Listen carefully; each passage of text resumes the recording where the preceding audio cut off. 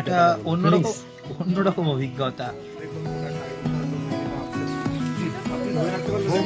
জঙ্গলে ভ্রমণের অন্যতম আকর্ষণ হাতির পিঠে চেপে জঙ্গল ভ্রমণ এবং বন্যপ্রাণ দর্শন। আর জলপাইগুড়ি জেলার গরুমারা অভয়ারণ্যের এই ধূপঝোড়া থেকে হাতির পিঠে চেপে পর্যটকদের কিন্তু এই জঙ্গল ভ্রমণের পাশাপাশি সেই বন্যপ্রাণ দেখার সৌভাগ্য মিলছে অনেকেরই। আর আমরা দেখতেই পাচ্ছি যে জলপাইগুড়ির এই যে গরুমারা অভয়ারণ্য, পাশেই মুক্তি নদী রয়েছে, আর এত সুন্দর জঙ্গলের যে পরিবেশ, সেই আনন্দ লুটেপুটে নিতে পর্যটকদের ঢল নেমেছে জলপাইগুড়িতে।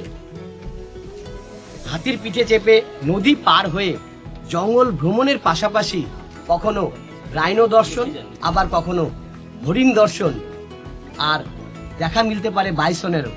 তবে পর্যটকরা কিন্তু খুশি প্রকাশ করছে। খুব ভালো একটা অভিজ্ঞতা, খুব সুন্দর অভিজ্ঞতা। মাঝে মাঝে ভয় লাগছিল, কিন্তু আবার আনন্দও হয়েছে। আমরা এখানে গন্ডার আর হরিণের পাল সব দেখতে পেরেছি।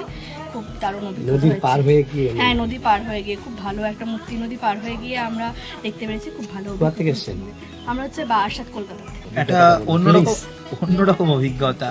মানে এই প্রথম আমি মনে হয় জঙ্গলে এলাম, প্রথমবার এসে এলিফ্যান্ট রাইড, এটা তো একটা অবশ্যই নতুন অভিজ্ঞতা। মূর্তি নদী পার করলাম, গন্ডার দেখলাম, হরিণের পাল দেখলাম, সে অন্যরকম। জিপসি সাফারি হাতি সাফারির মধ্যে তফাৎ আছে? জিপসি সাফারির সাথে হাতি সাফারি মিলবে না, এটা একটা অন্যরকম অভিজ্ঞতা।